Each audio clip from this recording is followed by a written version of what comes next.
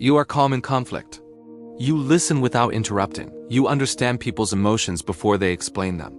You know when to stay quiet, when to comfort, when to walk away. People say you're emotionally intelligent, mature, grounded, wise. So why do you still feel empty? Why does life feel flat even when things are fine? Why does joy feel distant, muted, almost artificial? Why do you understand everyone else perfectly, yet feel disconnected from yourself? This is not depression. This is not weakness. This is something far more specific and far more common. This is the psychology of emotional intelligence without emotional fulfillment. And today we're going to expose what no one talks about. 1. Emotional intelligence can become emotional armor. Emotional intelligence is usually praised as a strength. You regulate your emotions. You don't explode. You don't overreact. You stay composed.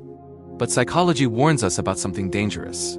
When emotional intelligence is learned too early, it often becomes emotional suppression disguised as maturity. Many emotionally intelligent people didn't learn emotions in safe environments. They learned them in chaos. They learned how to stay calm when others were unstable, how to read emotional shifts to stay safe, how to regulate others before regulating themselves. So their emotional intelligence didn't come from growth. It came from survival. And survival skills don't disappear when danger ends. They just evolve into emptiness. 2. You learn to feel less to stay safe. At some point in your life, emotions became risky. Feeling too much led to conflict, rejection, guilt, being a burden, so your nervous system adapted. You didn't stop feeling, you learned to feel less deeply. Psychology calls this emotional dampening. You still feel sadness, but it's muted. You still feel happiness, but it doesn't last. You still feel love, but it feels distant, contained. You don't break down. You shut down. And because it looks controlled, people mistake it for strength. But inside, you feel hollow. 3. Understanding others became your identity. Emotionally intelligent people often become emotional mirrors. You understand why people behave the way they do, where their trauma comes from, what they react the way they react. You excuse behavior others would walk away from. You say, they're hurting. They didn't mean it. They're doing their best. But here's the psychological trap. When you spend your life understanding others, you stop asking, do I feel safe here? Do I feel valued? Do I feel emotionally fed? Understanding replaces boundaries. And empathy replaces self-protection. That's where emptiness begins. 4. Emotional intelligence without expression creates disconnection. You regulate emotions instead of expressing them.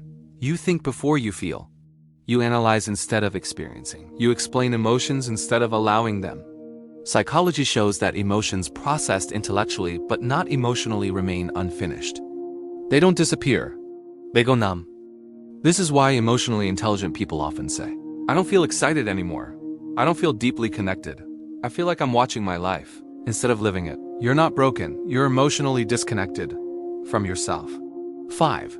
You became the safe one, not the seen one. Emotionally intelligent people are safe to others. You don't judge. You don't overwhelm. You don't demand. People open up to you easily. But here's the cost. You are rarely chosen emotionally. People lean on you, but don't lean toward you. They feel understood, but you feel invisible. Psychology shows that chronic emotional support without reciprocity leads to emotional depletion. Not exhaustion, emptiness. Because being needed is not the same as being desired. 6. You confuse calm with fulfillment. You mistake emotional neutrality for peace. Your life is stable. No chaos, no drama, but also no spark. No excitement, no emotional depth. Your nervous system is regulated but unstimulated. Psychology explains that humans need safe intensity, not just safety. When emotional intensity was unsafe growing up, your system learned to avoid it entirely. So you don't feel pain deeply. But you don't feel joy deeply either. That's the trade-off. 7. You're afraid of emotional messines. You don't like losing control, crying openly, wanting too much, needing reassurance because emotional messines feels dangerous. Psychology links this to early environments where emotions were punished, ignored, or weaponized. So you learned to stay composed, to stay reasonable, to stay emotionally intelligent. But love isn't reasonable. Joy isn't controlled. Connection is messy. And avoiding messines creates emotional distance. 8.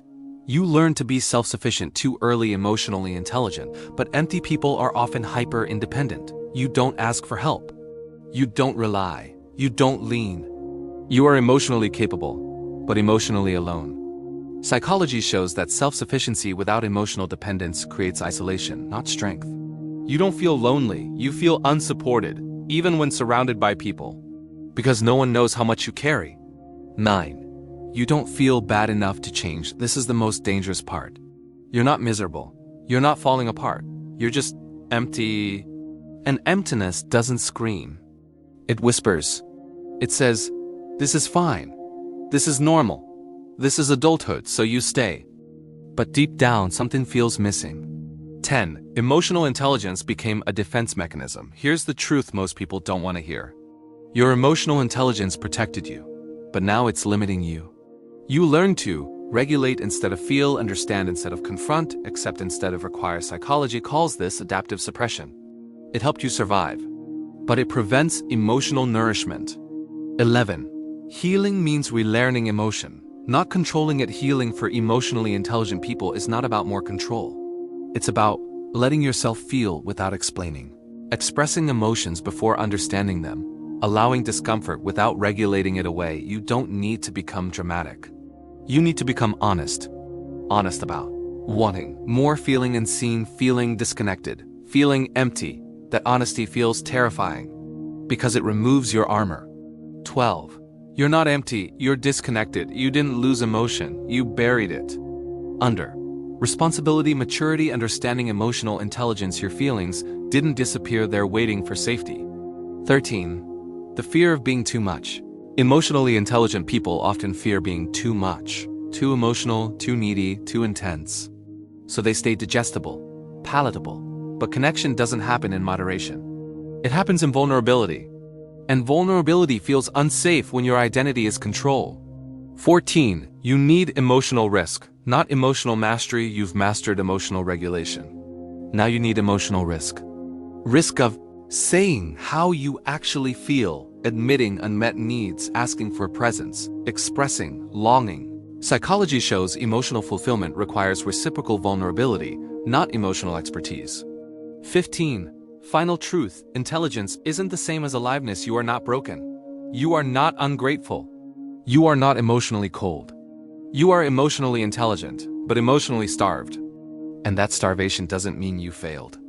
It means you outgrew survival. Conclusion, coming back to yourself, you don't need to become less intelligent. You need to become more embodied. Feel before you explain. Want without apology. Need without shame. Connect without control. Because emotional intelligence is powerful, but emotional presence is life. And maybe the emptiness you feel isn't the flaw. Maybe it's an invitation to stop surviving and start living.